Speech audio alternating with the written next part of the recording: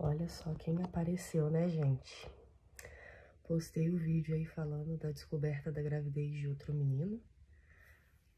E sumi, né?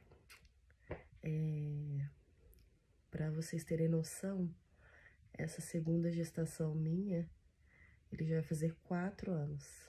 Passou muito rápido, né, gente? Pois é. Eu morro de vergonha de gravar vídeo. E eu tô aproveitando enquanto o outro tá dormindo pra poder contar pra vocês, atualizar vocês um pouquinho do que aconteceu. Com relação ao menino, gente, ficou tudo super bem. É óbvio que eu tive esse período de luto. Eu não gosto de usar esse termo, né, porque é muito forte. Mas eu tive esse período, sim. Eu fiquei cerca de uns 6 meses, assim, meio deprimida na gravidez, né, do segundo filho, do segundo menino. Eu não conseguia enxergar uma luz no fim do túnel, sabe? Mas depois que passou uns 6 meses, eu fiz as pazes com Deus, vamos dizer assim. Porque na minha cabeça, Deus era o responsável, entendeu? Por não ter acontecido aquilo, porque quem controla, além de ser o homem, né, é Deus. Então eu me revoltei, vamos dizer assim, com Deus. E aí, com 6 meses de gravidez, eu fiz as pazes com Deus, sabe? Pedi perdão, agradeci a dádiva que é ser mãe novamente, independente de ser menino. E depois que ele nasceu, eu não sei se eu contei, eu não lembro do parto dele, que foi muito conturbado. O parto dele foi bem difícil. Eu acho que eu contei, né? Não lembro. Mas eu acho que eu contei. Que eu ia fazer um parto normal, cheguei a 10 de dilatação, não deu certo. Tive que fazer uma cesárea de emergência. Na cesárea de emergência foi constatado que ele não nasceu por conta de um nó verdadeiro de cordão. E aí ele precisou ser reanimado e ser entubado durante 24 horas. E aí aquela ficha virou, sabe? Tipo assim, caramba. E eu fiquei preocupada porque eu não era mãe de menina e quase perdi meu filho no parto, né? E me senti mal, culpada. Mas depois de 24 horas deu tudo certo, ele começou a respirar sozinho, ficou bem. E é isso. Deu tudo certo, a gente depois teve alta, apesar de eu não ter tido acompanhante por conta da pandemia, foi bem difícil.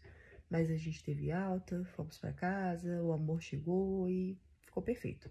Mas o assunto que eu queria trazer aqui não era esse. É até o título do vídeo aí. Gravidez anembrionária. Gente, pasmem. Eu, assim, já tinha ouvido falar, mas não imaginava que aconteceria comigo. Por quê? Eu tive 2 gestações, eu tenho 2 filhos, meninos. E as gestações foram tranquilas, eu não tive nenhum sangramento, nada assim, sabe? Nenhuma complicação, ameaça de aborto, as minhas 2 primeiras gestações. Então, quando você pega um positivo pela 3ª vez, o que você imagina? Vai dar tudo certo? E não foi o que aconteceu comigo. E hoje eu vim contar um pouquinho pra vocês do que aconteceu comigo, porque às vezes pode ter alguma mãe passando por isso e nunca ouviu falar. Eu já tinha ouvido falar, tá, gente? Sobre essa gravidez anembrionária. Eu tô assim porque eu tô um pouco com alergia. Uma moça da minha cidade, ela já tinha tido uma gravidez e numa roda de maternidade ela já tinha compartilhado essa gravidez anembrionária comigo e com as outras mães.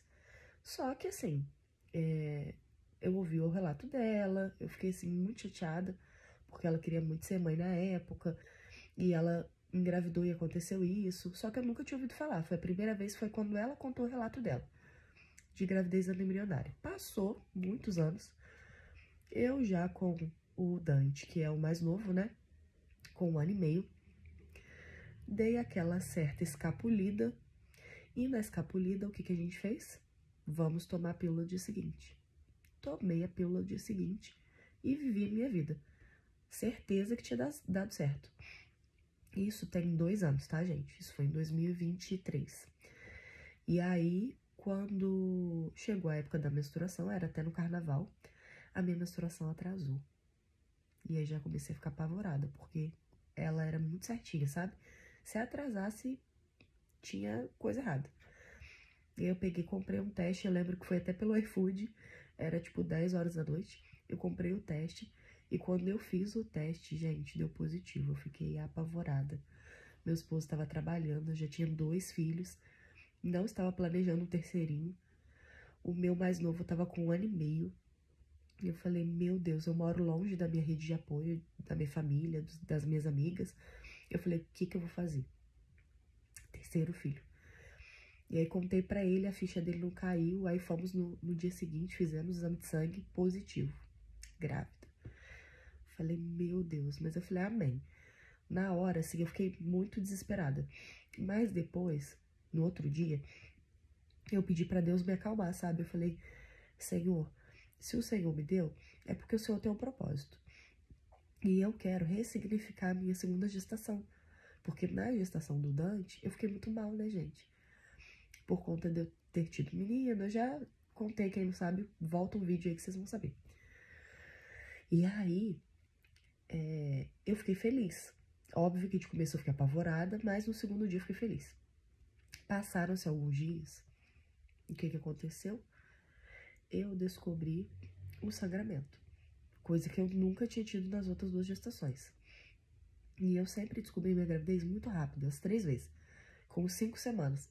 Atrasava-se 1, 2 dias, eu fazia o teste e dava positivo. E aí eu fui no hospital. Quando eu cheguei no hospital, a médica fez o toque, viu que tava assim um pouco borrão e tal. E aí ela falou assim, olha, vamos fazer uma ultrassom pra ver, né? Fez a ultrassom, 5 semanas, não ia aparecer nada. Apareceu o saco gestacional. E aí ela falou pra mim o seguinte, olha, tá muito cedo ainda pra ver, né? Vesícula, coração, embrião. É super normal, porque você tá com 5 semanas. Mas como você teve esse sangramento, vamos passar um remédio para segurar o bebê, né? E aí ela foi e passou uma cápsula, né? Que você colocava a cápsula e pediu repouso. E assim eu fiz, tá, gente? Coloquei a cápsula todos os dias, do jeito que a médica pediu. Conforme foi passando os dias, o sangramento foi cessando. Mas ela pediu para eu voltar com 7 semanas para poder fazer uma nova ultrassom. E assim foi feito. Passou as 2 semanas, o sangramento tinha estancado, eu não estava sentindo absolutamente nada. Tirando, assim, os sintomas normais, né? Sono, muita fome. Falei, pronto, deu certo, graças a Deus. Achei até estranho, porque eu nunca tinha tido isso, né? Em terceira gestação, ninguém espera. E, geralmente a gente espera uma complicação na primeira, né? E aí, beleza. Quando eu cheguei no hospital para fazer a ultrassom de 7 semanas, aí veio essa bomba. Quando chegou lá, o médico fez a ultrassom, eu vi um saco gestacional grande e a médica já tinha me falado, falou, na próxima ultrassom, a gente já tem que ver o embrião e ouvir o coração. Que geralmente com umas 6, 7 semanas, né? Dependendo, já dá pra ver. Cheguei lá, não tinha nada. Nada. E aí eu fiquei sem chão, porque mãe de terceira viagem, você já vê as coisas ali, e eu sabia que não tinha nada. Aí o médico só virou pra mim da ultrassom e falou assim, não, conversa lá com a sua médica, volta lá na médica, leva a ultrassom e tal. Ali, gente, já abriu um buraco, assim, porque eu falei, meu Deus do céu, não tem neném. E aí eu não queria acreditar, né? Porque a gente não quer acreditar. Por mais que eu não estivesse planejando, eu sei que filho é bênção e se aconteceu, né? Eu ia cuidar, eu ia amar. E eu já estava me programando para ter aquela criança, não para não ter. Então, quando eu cheguei lá no consultório e a médica olhou a ultrassom, né? Eram 2 médicos. Tava eu e meu esposo. E aí eles falaram, realmente, você já está de 7 semanas e não tem embrião. Você teve uma gravidez anembrionária. Aí o que ela me explicou? Eu não sou médica, tá, gente? Eu vou falar o que eu entendi. Houve a fecundação, foi pro útero e ali virou o saco gestacional. Dentro teria que se desenvolver um embrião, né? A vesícula, cresceu o embrião e tudo mais. Só que nesse processo algo deu errado e não foi pra frente. Como se tivesse assim desfeito, sabe? Um aborto mesmo, vamos dizer assim. Só que o meu corpo não entendeu. Por quê? O saco gestacional ele estava fechadinho e ele continuou crescendo. E eu continuava tendo sintomas, sono, fome. Esse sangramento já era um indício que algo não estava bem. Mas como tinha parado o sangramento, eu fiz aquele beta que acompanha, sabe? E ele estava aumentando. Então, na minha cabeça, estava tudo certo. E aí ela foi e me explicou isso. Ela falou, é o seguinte, não foi pra frente, infelizmente, eu sinto muito sua perda e tal. Ela foi super, assim, atenciosa, os dois médicos, né? Era um homem e uma mulher. Ali eu já fiquei muito mal, comecei a chorar. Nossa, foi assim, muito difícil. E aí ela me deu duas opções. Quais eram as opções? Eu fazia curetagem, né? Que é aquela... Na verdade, era aquela... Ai, eu não lembro o nome, gente. Mas é uma que suga, sabe? E só de eu ouvir a palavra sugar, tipo, arrancar de dentro de mim, eu fiquei apavorada. Falei, gente, eu não quero fazer isso. Meu Deus, não quero. E a segunda opção era esperar eu ter o aborto espontâneo, que era a opção que eu queria. E eu tinha um mês para esperar esse aborto espontâneo. Se não acontecesse em um mês, eu ia internar e ia fazer essa sucção, né? E ela me deixou muito livre. Eu falei, então eu quero esperar. E assim foi feito. Esperei. Só que depois disso, como eu já tinha parado com a medicação, eu comecei a ter o sangramento de novo. Poucos, assim, sabe? Escapes. E numa dessas consultas, pra verificar, eu peguei um médico muito grosso, gente, muito grosso. E ele virou pra mim e falou assim, você está com aborto retido. Ele usou esse termo, você está com aborto retido. Por que você não vai lá, a gente pega e arranca isso logo de você? Tira de uma vez. Só que ele não entendeu, gente, que eu tava sofrendo. Por mais que não tava planejado, né, por nós, eu e meu esposo, foi um descuido que foi tomada a pílula dia seguinte, ali dentro de 1 hora depois do ocorrido, na minha cabeça estava tudo bem. Eu jamais ia imaginar que eu ia engravidar e ia perder, que não ia pra frente. Então eu estava sofrendo, eu estava mal, e ele simplesmente não teve um pingo de empatia, sabe? Ele virou pra mim e falou assim, ah, vamos lá, interna, já arranco isso logo, porque meu esposo estava de férias no mês que eu tive esse aborto. E eu falei pra ele que eu ia viajar. Eram poucos dias, né? Mas eu ia viajar. E aí ele pegou e falou assim pra mim que ele não me aconselhava viajar, porque vai que eu tivesse uma hemorragia no meio do caminho, que isso era muito perigoso. E aí foi super grosso comigo, eu virei pra ele e falei assim, é o seguinte, eu vou viajar e eu tenho certeza que vai dar tudo certo. E eu vou conseguir expelir naturalmente, sem perigo nenhum. E coloquei nas mãos de Deus, sabe? Porque eu acredito muito que Deus sabe de todas as coisas. E eu precisava viajar, eu precisava estar com meus filhos, com meu esposo, para poder tirar um pouco isso da minha cabeça. E eu fui, viajei, fomos pra praia, ficamos 4 dias na praia, foi maravilhoso. Depois nós fomos para nossa cidade natal, né, que é dos nossos familiares. Ficamos lá na nossa cidade e deu tudo certo. Só que, gente, foi se aproximando o dia de chegar um mês. E eu não tinha tido aborto ainda. E aí isso começou a me preocupar, porque eu falei, eu vou voltar pra minha cidade, vai dar um mês, eles vão querer me internar pra fazer curetagem, eu não quero. Eu não quero passar por uma raspagem no colo do meu útero, já foi tão difícil pra mim a perda gestacional. Eu já tive um parto, né, do Dante tão difícil, eu não quero passar por isso. E eu comecei a orar, pedir a Deus. Senhor, faz com que aconteça em casa, que seja tranquilo, que não me dê hemorragia, né, gente? Porque eles explicam todos os riscos, tá? De você tentar esperar. Tem gente que vai e faz lá na hora a curetagem, tá tudo bem. Eu não estava mentalmente e fisicamente preparada para fazer a curetagem, tá? Isso é muito individual. E aí eu comecei a orar, pedir a Deus, até que, faltando 4 dias mais ou menos para dar um mês, eu comecei a sentir muita cólica, muita cólica, muita cólica. Aquela cólica, assim, que vinha da lombar até na frente da barriga, sabe? Embaixo do pé da barriga.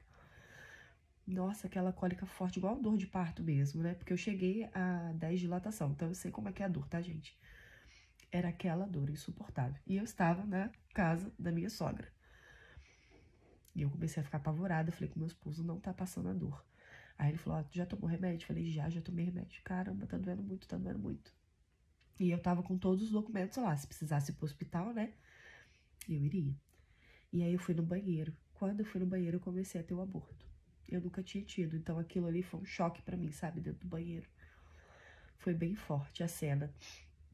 E aí fiquei ali por alguns minutos. Saiu bastante coisa. E parou. E a dor parou na hora, tá, gente? Quando começou a sair, a dor cessou. Como se fosse um parto mesmo. E aí, na minha cabeça, eu pensei assim, beleza.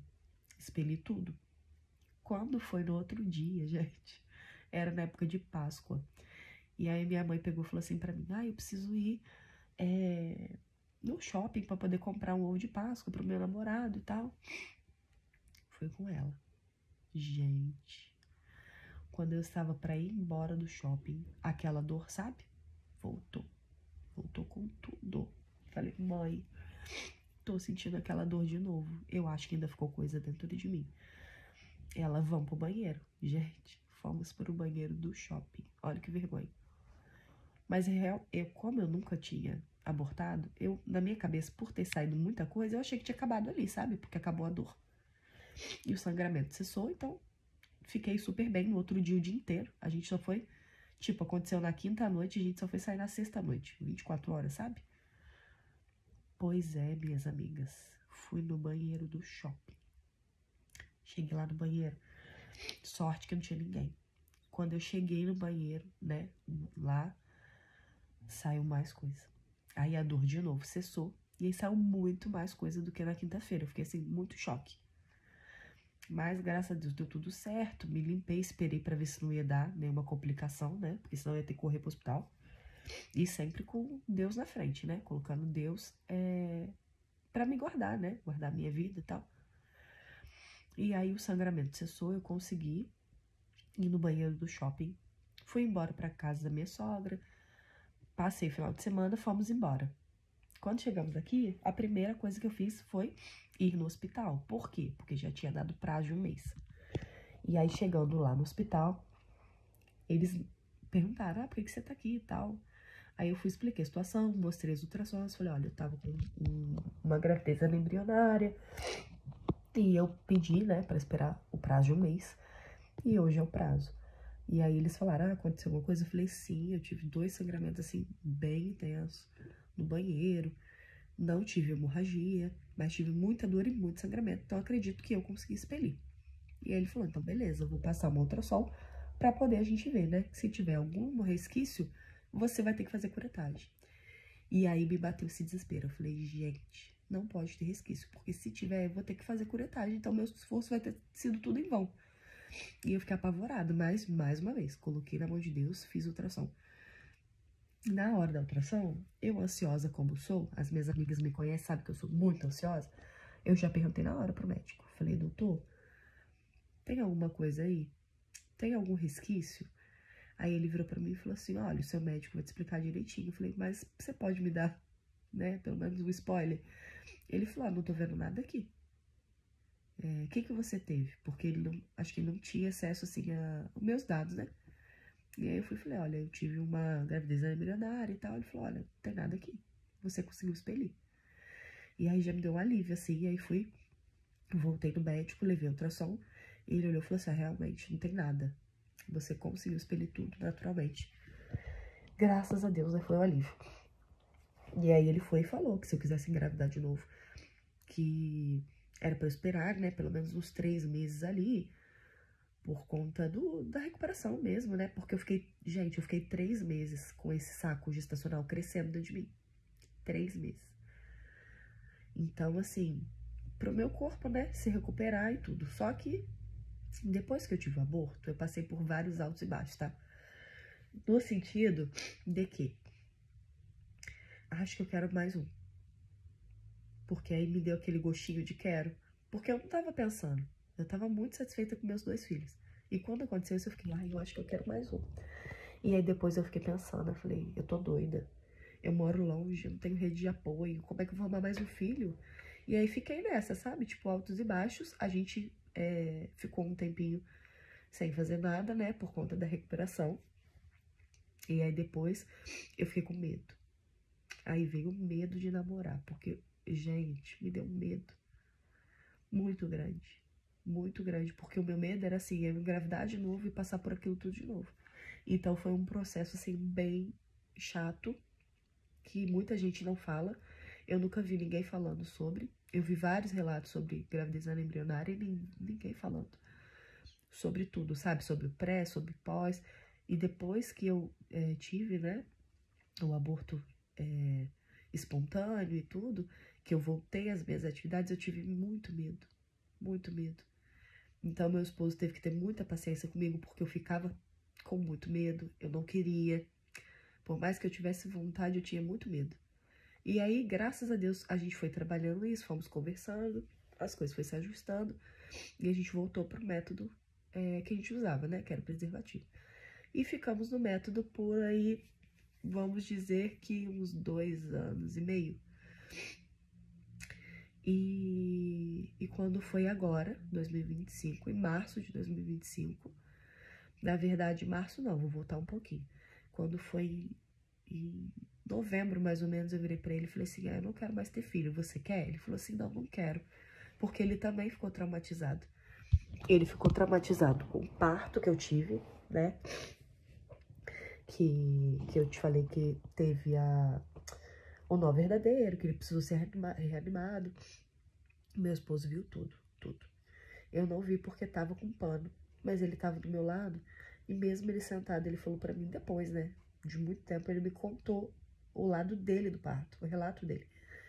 E foi muito forte pra ele. Quando eu engravidei da terceira vez, ele ficou apavorado, porque ele ficou com medo de acontecer isso de novo, e ele vê aquilo tudo, sabe? Foi muito forte pra ele. Então, a gente criou bloqueio, sabe? Eu criei bloqueios do aborto, e ele criou bloqueios do parto do segundo filho, que foi esse que precisou ser entubado e tal. Então, a gente resolveu não ter mais filhos. A gente entrou com um processo pelo SUS mesmo, para vasectomia.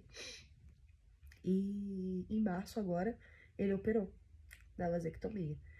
E aí, depois de um mês não, 2 meses e pouquinho da cirurgia, ele fez espermograma, já deu tudo ok, azospermia, não tem motilidade. E é isso, gente. Fechamos a fábrica, mas é o que eu sempre falo, sabe? Deus, ele sabe de todas as coisas. Nada que a gente passa é em vão. Tudo tem um plano e um propósito dele.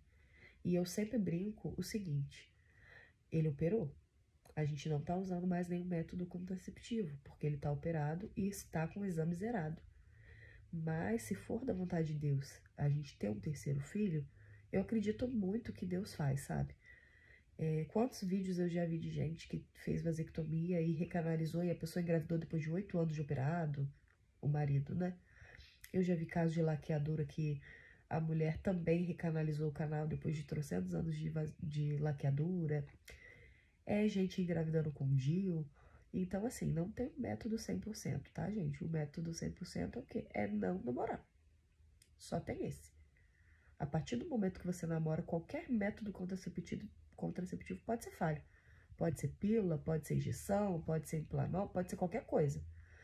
Então, eu vim dividir com vocês o meu relato, que misturou vários assuntos, né? Porque quem me conhece sabe muito bem que eu sou dessas.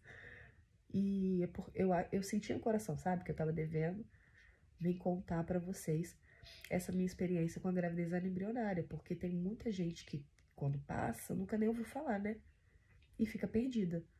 Então, é um relato da minha gestação anembrionária pra vocês. E se você conhece alguém que já teve, ou que tá passando por isso, me fala aqui nos comentários. Porque eu acho muito válido, sabe?